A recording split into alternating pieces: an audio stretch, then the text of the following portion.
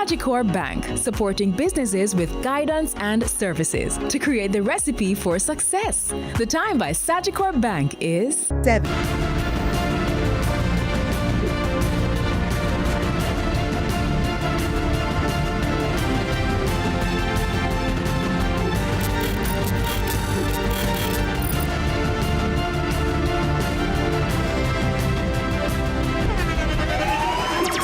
The internationally acclaimed On Stage with Winford Williams. At a new time, Saturdays at 8 p.m. on CVM TV. So much more than entertainment. Hey, what I want? Hi, I am Candy Pang.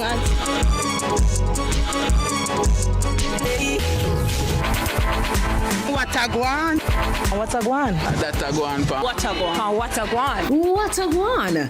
Mondays, Wednesdays, and Fridays at 8 a.m., 1:30 p.m., and 10 p.m. on CVM TV. That I want for what I want?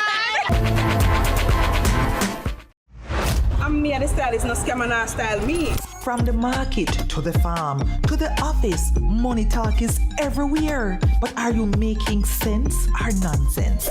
The Bank of Jamaica brings you common sense with BOJ. Real stories, real laughs, and real lessons to help you protect, grow, and manage your money. Mattress savings. At least my mattress, you charge me to sleep on it. Partner plan. Remember last year we needed our payouts early? But Miss Pam gave it to her cousin first. Or a sketchy loan flyer. Electrifying deals. See why making the right financial choices is pure common sense. Brought to you by Bank of Jamaica, empowering everyday Jamaicans one episode at a time. Grandpa, it's 2026. You can't keep hiding all your money in every single pocket forever. CVM News at 7 Wednesday headlines, courtesy of Heart NSDA Trust, Jamaica's Human Development Agency.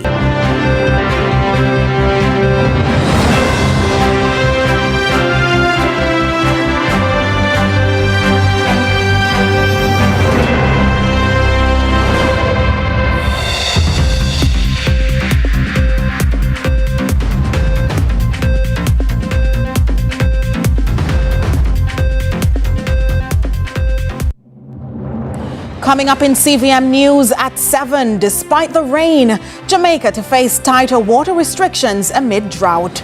CCJ clash continues. Cornwall Regional Hospital, a granddaughter's complaint. In the business report, Jamaica's pharmaceutical procrastination. And in sports, King's men suffer second CPL loss.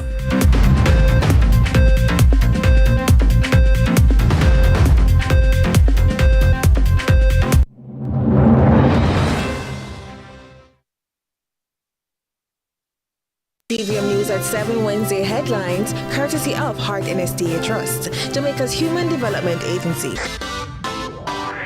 Every dream conquered is another dream gained. I land and I fly again like a jet plane. Headed straight in your direction. 'Cause I'm wiser, one step closer. I'm winning 'cause I work so hard. And the music keeps on playing.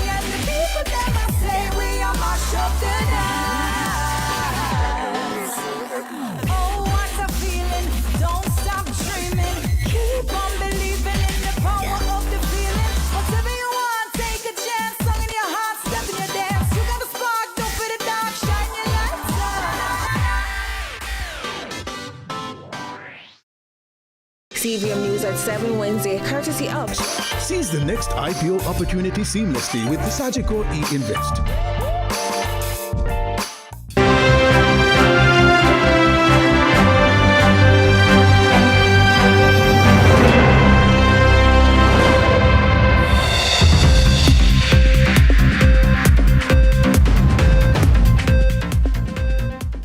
From Kingston, Jamaica, this is CVM News at 7 for Wednesday, August 12, 2026.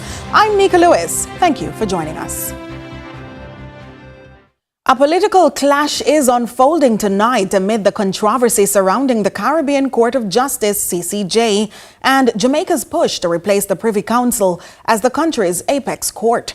Opposition leader Mark Golding says the recent allegations involving the regional court have not shaken the PNP's support for the CCJ. But Government Senator Christian Tavares Finson is hitting back, accusing Golding of being premature and disingenuous in his judgment of the controversy. Here's Amoy Harriet with the details. In a media report on Tuesday, opposition leader Mark Golding maintained that the leaked email scandal currently rocking the Caribbean Court of Justice (CCJ) has not swayed his party's position that the regional court should replace the UK-based Privy Council as Jamaica's final appellate court. The PNP president said, quote, "The emails disclose an internal environment in which the judges feel free to express their independent and opposing views forthrightly to the president of the court. Such healthy openness in expressing contested opinions is a sound basis upon which a strong judicial institution has been built." End quote. CVM News contacted the opposition leader to further clarify his position on the matter, but he declined our request for comment. But his remarks didn't only draw the attention of our newsroom, but also that of members on the government benches. In a release on Wednesday, Government Senator Christian Tavares Finson described as grossly premature and disingenuous the opposition leader's insistence for Jamaica to move ahead with making the CCJ the country's apex court. His comments are also immature because a sober perspective to adopt would be to support calls for a public inquiry into the very serious allegations made by the judges themselves, who indeed are members of the CCJ. The government senator also suggested that Mark Golding and the PNP should abandon what he described as the party's delay tactics. What Mark Golding and the PNP should do is abandon the obvious delay tactics and revert to their original position, which Golding himself had stated in the 2021 budget debate. That position being that both the government and the opposition should move forward on issues of constitutional reform where there is consensus and allow Jamaica to become a republic within the Commonwealth. He went further. It must be noted that these allegations are not extraneous to the court but coming from within. The opposition leader has not, at minimum, called for wider ventilation of the issues and an inquiry to ensure that the court functions as a proper judicial entity should. Now, the senator's comments come just a day after Senate President Tom Tavares Finson warned that it would be reckless for Jamaica to commit to the CCJ in light of the turmoil surrounding the court. Members of the legal fraternity have also weighed in, with veteran attorney Bert Samuels defending the CCJ and arguing that the controversy doesn't undermine the court's integrity. Amoy Harriet, CVM News. And we apologize for the incorrect video clip or actual image. That should have been Christian Tavares Finson and not his father, Tom Tavares Finson. However, Jamaicans will face tighter water restrictions as the country continues to grapple with drought conditions and declining water storage levels. Portfolio Minister Matthew Samuda says the strictures will be rolled out on a parish-by-parish basis with stricter measures possible if rainfall remains low. Carla Ramdeen reports. Water Minister Matthew Samuda says Jamaica's water system is being affected by the ongoing drought, with the eastern end of the island experiencing the brunt of it. He says while the primary rainfall system from late August through September and into October is expected to bring increased rainfall, the prevailing El Niño conditions are resulting in limited inflows and causing water sources to be depleted more quickly. When we contemplate the reopening of schools, which is slated in the next 3 weeks. So the decision has been taken to put in place a prohibition notice, which will limit all non-essential use of water. So things like car washing and curb washing and that sort of thing will be curtailed to facilitate stretching of the limited resource that we do have until the situation of rainfall changes. The water minister says the prohibition notices and restrictions will be implemented on a parish-by-parish basis, noting that stricter measures could be introduced depending on rainfall levels and the availability of water. He further explains that penalties will be imposed for breaches of the prohibitions, including monetary fines. So the penalties now are paltry. Right now you depend primarily on moral suasion, even though it is a $1,000 fine or 30 days in jail. The reality is we will change the fines in September when the parliamentary session reopens after the summer break, and we will make them much stricter. But for the next 3 or so weeks, we'll be dependent on moral suasion because this situation does threaten, the current water supply. That is just the reality. Minister Samuda says the government also has plans in place to reduce the impact of future droughts. He says a new water plant treatment will allow water from the Rio Cobre to be brought into the system, supplying areas from Spanish Town to southern St. Andrew and Kingston. So after next year, May, when this project is completed, this sort of drought would not affect us in the same way, certainly between Spanish Town and Kingston and St. Andrew. We are also nearing completion of works in areas like the Minard Well in Brownstown, which will see, even in the drought, significant improvement in their water supply on the western side of St. Ann. And similarly, we are completing works in Agwater Vale for bringing on of a well that will deal with a lot of geographically central St. Mary. With the prohibitions set to take effect on Monday, August 17, across 7 parishes, Minister Samuda is urging Jamaicans to conserve the commodity and limit unnecessary use. We all can be guilty of spending a little longer than we need to in the shower. We all have been guilty one time or another of letting the water run when we're brushing our teeth. Small decisions taken by a lot of us can make a big difference. So the message very simply is conserve as best as is humanly possible, but be assured that the government will do everything that it can in the short, medium and long term to change the situation. Carla Ramdeen, CVM News. Newly selected PNP councillor caretaker for the Petersfield division, Jaya Vassal, is calling for improved roads, running water and greater employment opportunities for young people in the area. He says upgrading infrastructure and creating jobs will be among his main priorities. More in this report from Giovanni Hamilton. The PNP council caretaker, Jaya Vassal, is calling on the government to repair the roads in the Petersfield division, which he says have been in poor condition for an extended period. Well, in Petersfield there are a lot of problems. So firstly, we have a huge problem with the conditions of the road.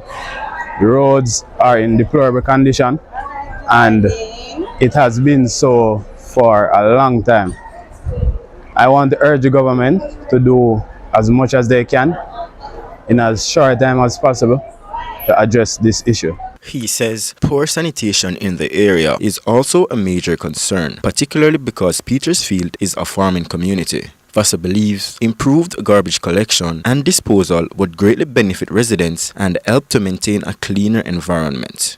Another issue would be the issue of sanitation. So our division, Petersfield, is a farming community as well as a tourism community. And it would do the residents a host of good. It would be a big improvement to their lives if we could get the garbage under control in the division. The councillor caretaker also says he hopes to tackle the noticeable lack of youth employment. I'm also encouraging more young persons to get involved in politics because we are the future, we are the way. But we can't sit back and say we're gonna leave this politics thing alone and it's not for us. You need to get involved. Every vote counts and you have a choice. Giovanni Hamilton, CVM News. CVM News at 7 continues in a moment.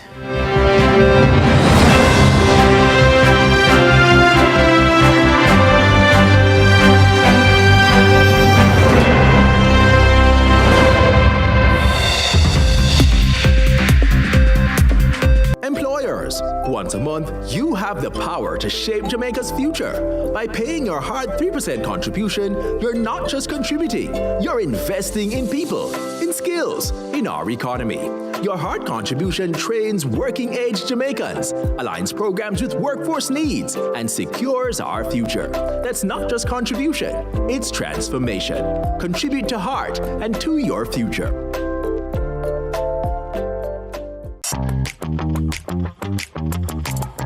Could I afford the mortgage? At my age, how long would the bank give me to repay? Sometimes the answers you're looking for are right in front of you. With a Sagicor Bank intergenerational mortgage, Mom, what? You can join forces with any family member to own your home easier. Create more with a Sagicor Bank intergenerational mortgage.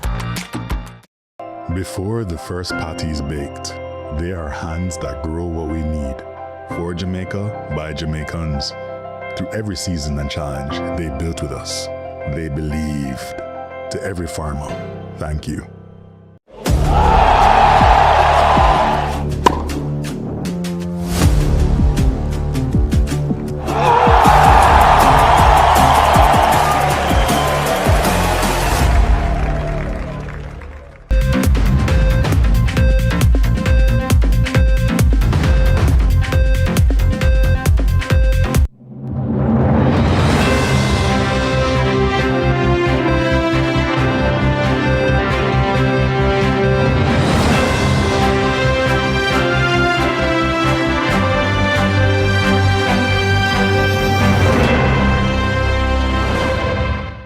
Thanks so much for staying with us. Concerns are being raised about patient care at Cornwall Regional Hospital in Montego Bay, St. James. A woman who recently visited the facility to see her grandmother says she was distressed by what she witnessed, including the condition of some patients and how some healthcare workers allegedly interacted with them. Her video about the experience went viral on TikTok, prompting thousands of people to share similar experiences and raise questions about the quality of care being provided at the hospital. We hear more now from Crystal Williams. Shania Morris, the granddaughter of a patient at the Cornwall Regional Hospital, says when visiting her grandmother, she allegedly found her with her neck improperly positioned and her breathing mask misaligned. Morris says she asked for help but was told her grandmother's neck could not move. The breathing mask that's on her nose was also crooked because of how her head was was positioned. So I asked one of the student nurse if she can assist me with positioning her neck properly because, obviously her neck isn't set properly. She said to me that she cannot do it. She's going to ask a nurse. She went and she asked the nurse and she came back and she told me that the nurse said that her neck cannot move. She later approached another nurse for assistance, but was told that she could not attend to the matter immediately. Morris says she explained that the adjustment would take less than 5 minutes, but the nurse allegedly told her to wait until another nurse could assist. I asked them for their assistance. She told me that she said to me that she's busy right now writing a report. She cannot attend to that. So I said, ma'am, what I'm asking you to do is not going to take 5 minutes. It's going to take less than 5 minutes of your time just to adjust her neck. She turned back again, speaking with frustration or attitude, as you would call it. And she said, ma'am, I just said I cannot attend to that. I'll let a nurse do that shortly. She added that she waited for about 20 minutes, but no one came to assist her. She eventually caught the attention of a nurse and explained that she had been waiting patiently for help, but says she was again met with an unpleasant response. Just wait. I said, okay, let me wait. So I stood right there by the nurse station and I waited. 5 minutes passed, 10 minutes passed, 15 minutes passed, 20 minutes passed. And I'm like, I looked up and throughout the whole time I was standing there waiting, nobody acknowledged me, they didn't put any pep in their step, they didn't do anything. So I said to her, nurse, when I said nurse to get her attention, she looked up and shove her body with her body language like I am disturbing her. Crystal Williams, CVM News. State Minister for Health and Wellness Crystal Lee says hospitals in the Western region are well on their way to addressing immediate needs, strengthen resilience of the health system and safeguarding maternal health. This as the Western Regional Health Authority has received a supply of midwifery and newborn kits from United Nations Population Fund, the UNFDA, in a handover ceremony on Tuesday. Natasha Williams has the details. Since Hurricane Melissa battered Jamaica 9 months ago, the health system has been straining to recover. With the help of the United Nations Population Fund, UNFDA, in partnership with the Pan American Health Organization, PAO, and the United Nations Children's Fund, UNICEF, the Western Regional Health Authority was able to stop a few gaps with medical supplies from the humanitarian groups. Director of the UNFDA Sub-Regional Office for the Caribbean, Harold Robinson, says their contribution is to speed up the country's recovery efforts. Yeah, so this reminds us that the focus must be extended beyond temporary relief to sustainable recovery of the health systems to ensure its resilience. This is critical because almost amidst the destruction of infrastructure, one reality remains constant: sexual and reproductive health needs do not stop in emergency.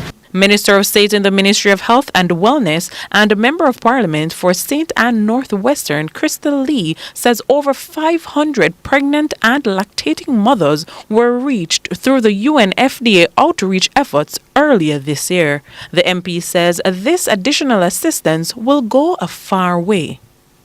The reproductive health kits being provided today will strengthen the capacity of health facilities across the most severely affected parishes to deliver life-saving care to mothers and newborns during a time of heightened vulnerability.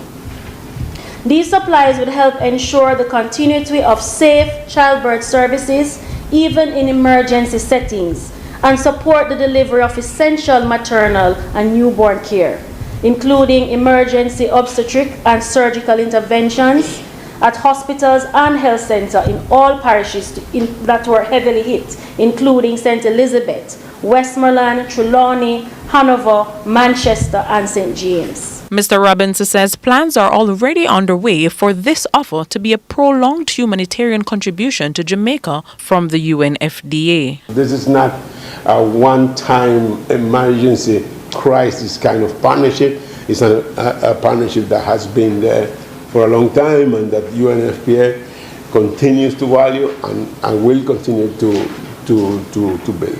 So it represents preparedness, it represents this partnership, and most importantly, it represents our shared commitment to ensuring that even in times of crisis, no woman is left behind, no woman is left without care, and that dignity and choices that they deserve are maintained. Natasha Williams, CVM News.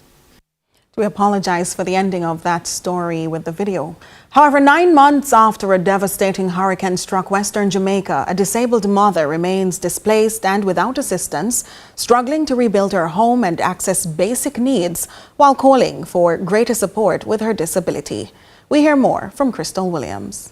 Beatrice Duncan is a resident of Hartford, Westmoreland. She says her health struggles began in 2006 and gradually worsened due to diabetes complications, requiring frequent surgeries and hospital visits.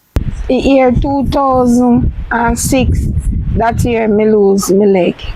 And 2000 me start to lose toe. So other part toe start to go. And then after I start now, I go down to the hospital and do a major surgery for my knee cup.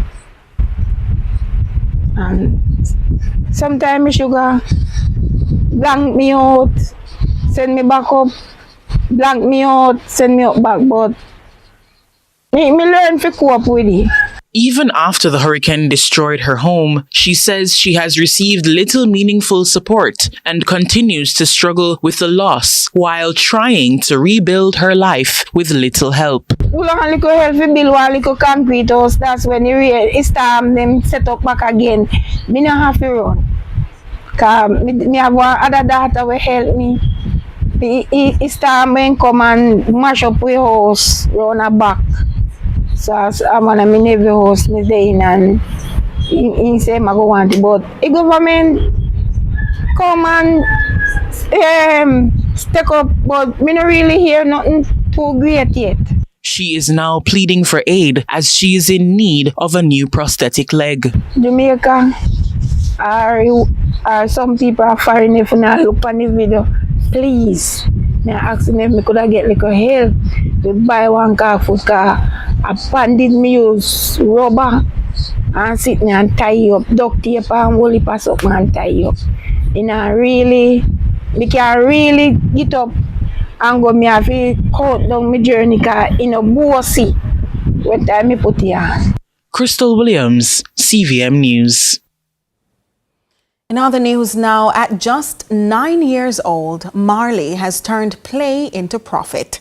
Her Happy Pencil craft bar is drawing children in droves, replacing drinks with customizable slime, cigars with giant pencils, and tasty treats with fragrances, stickers, and art pieces designed to intoxicate the creative mind. More in this report. With sales at fever pitch and an ever-excited direct target audience of young children, 9-year-old Marley is making a profit from what other children often consider play. At the Happy Pencil craft bar housed in the Artisan Village in Falmouth, she's replaced drinks with customizable slime, cigars with giant pencils, and tasty treats with various art pieces, captivating children and children at heart with her creative concept. At the Happy Pencil, we sell stationeries, unique stationeries such as scented pencils, scented bookmarks, and lots more. Here you can make your own happy pack just like this, but with other colors, any color. We at the Happy Pencil Craft Bar, you can decorate your own pencil, customize it just like this. You can decorate it with stickers, gems, lots of fun. Can decorate your own slime. You have activity books. This is affordable. You get all the supplies you need just to finish all 14 activities. You can get certificates for anything you do. It is the greatest thing for little children. And you love it? I like it. It is a very good attraction for the little kids because as they reach, they went and they play with the little rubbers and all of those stuff. It's a good job. I think that they are creative, and I think they think about the kids more because it's very kids friendly, kids attractive. So I think it's good for them. How do you think about the proprietor? Is she doing well? The price? The proprietor, the owner. Oh yes, it's great. She's doing excellent. Fabulous. The Happy Pencil is more than just a business, it's a movement. By blending fun with structure, Marley is showing her peers that imagination can be monetized and that childhood creativity can fuel entrepreneurial dreams. Dreams her mother nurtured from a tender age and urges other parents to do the same. When you see kids, when you see your children, have that knack for just being outspoken, being creative, allow them to be. I know when Marley was younger and my friends would come over to my house and they would ask Kelly, well, you're not packing up Marley stuff, and I'm like, no, allow her to just immerse herself in whatever she's doing. And that is what I think allowed Marley to be, one, very bold, and two, just as creative as she is. Marley, a bold child with a supportive parent at 9, taking steps many dare to and always ready to pitch. You can make your own happy pack. You can buy this for only $500, and this you can decorate your own slime with all of these. Scent it, give it some color, bring it to life. Thank you, and you are welcome anytime here. Bye. But Marley, still a child, makes time for her own play when her business day ends.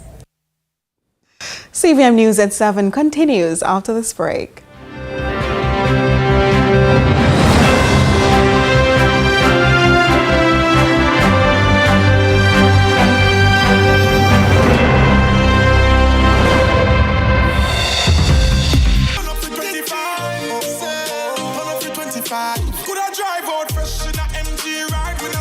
vacation, all inclusive flex. Yeah. Heart touch a million cash. Yes. Smart TV, PS5, and home upgrade. Turn up your winnings this summer with Digicel. Sign up for Switch to Postpaid or Digicel Plus. Buy a SIM. Top up with 5 bills or more. Buy a 7-day plan or higher. A smartphone deal or just pay your bill. Authorized under Section 58.3 of the Betting, Gaming and Lotteries Act. Promotion period June 24 to September 5, 2026. Visit DigicelJamaica.com for terms and conditions. KFC Summer Bucket. This KFC bucket deal has you thinking chicken. Get the summer bucket for $4,700. The time by KFC is 7:30. KFC Summer Bucket. Chicken, chicken, chicken, chicken, mega deal, super chicken. This KFC bucket deal has you thinking chicken. Get the summer bucket for $4,700. Much cheaper toll rates on Trans-Jam highways with a T-Tag until October 31st. Ready to get your T-Tag today? Good news! T-Tag packages are discounted by 50%, down to $1,250 until September 30th. The package includes $500 toll credit that you can use right away. Get your T-Tag today from any manually operated toll booth on Trans-Jam highways or Rubis gas station on the Portmore Toll Road.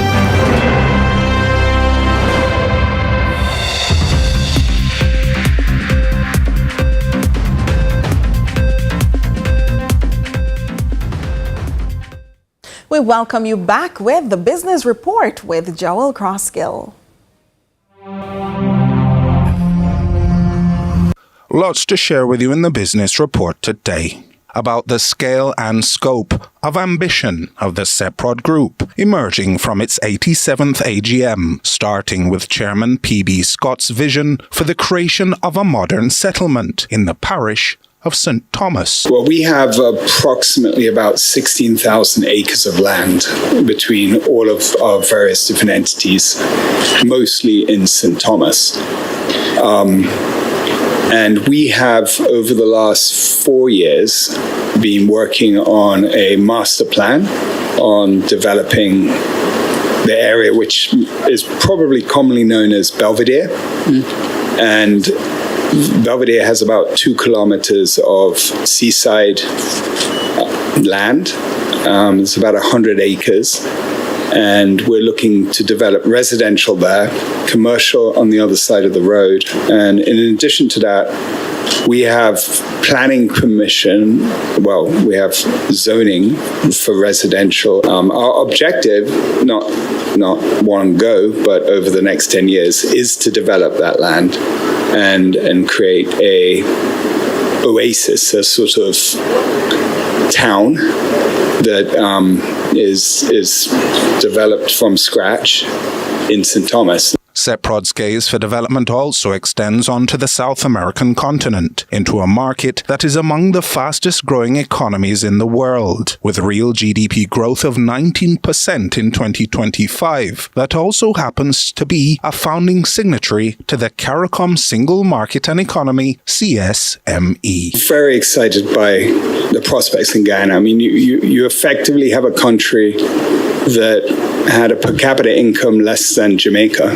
If you think about it, we're about $6,000 per capita, and I think Ghana is passing 25, and it's fast on its way to getting towards 40 plus. The level of oil reserves and gas reserves in Ghana is going to fuel economic prosperity in Ghana for a considerable time to come. The other thing that's happening in Ghana is that the population is growing. The population traditionally was 800,000. The last census was 1,058,000, right? So that's a 25% increase in the last 5 years. That's quite considerable. That's more mouths to feed, and we see that population growing even further.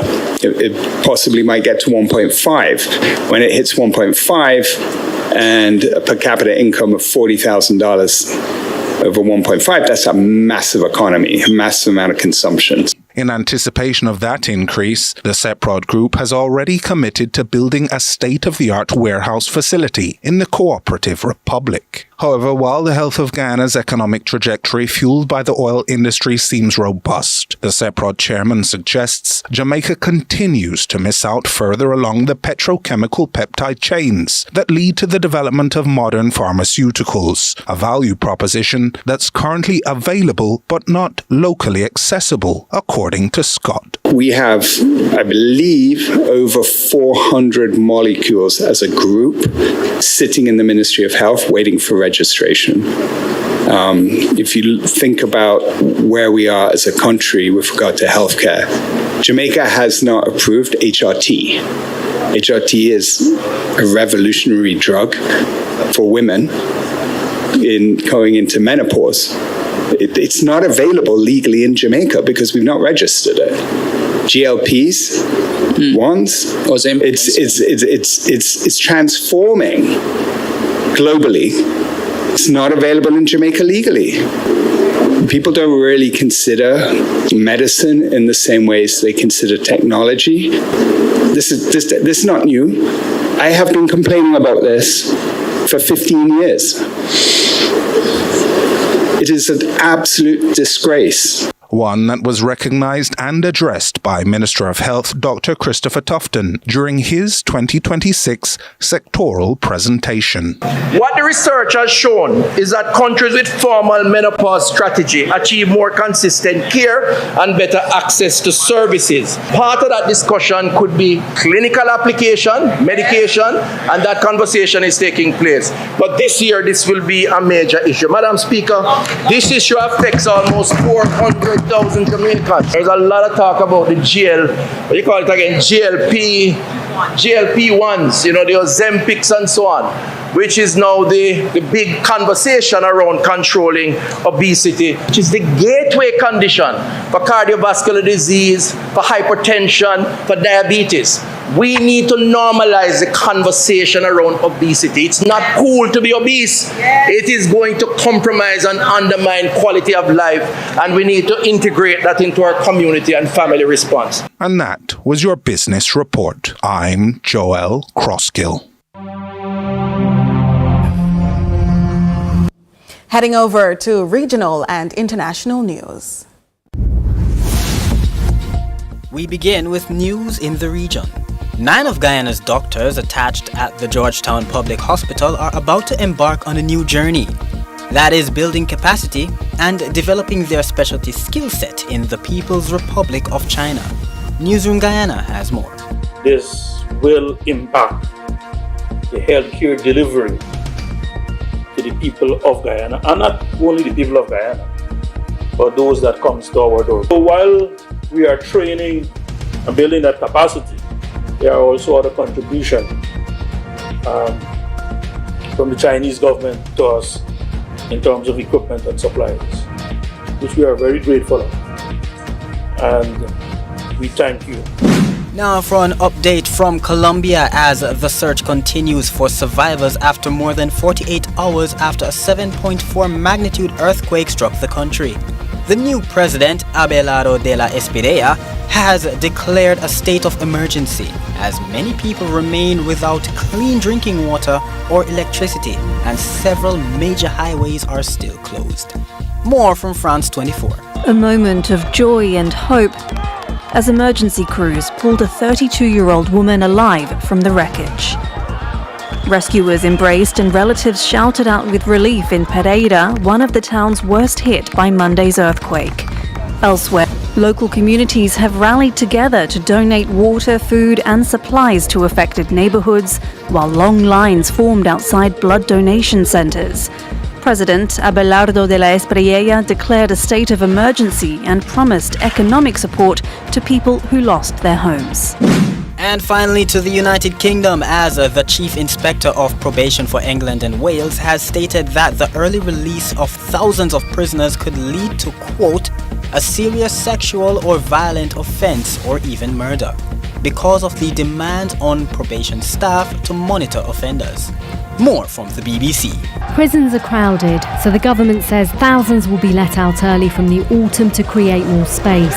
It will then be up to probation staff to monitor those offenders in the community. They supervise criminals after their prison sentences and check they follow the terms of their release, such as sticking to curfews and not taking drugs. I'm not fully confident that the probation service will be able to cope with this massive workload, and there's a risk that things will go wrong. And that will do it for regional and international news. I'm Matthew Wright. We return with sports after these.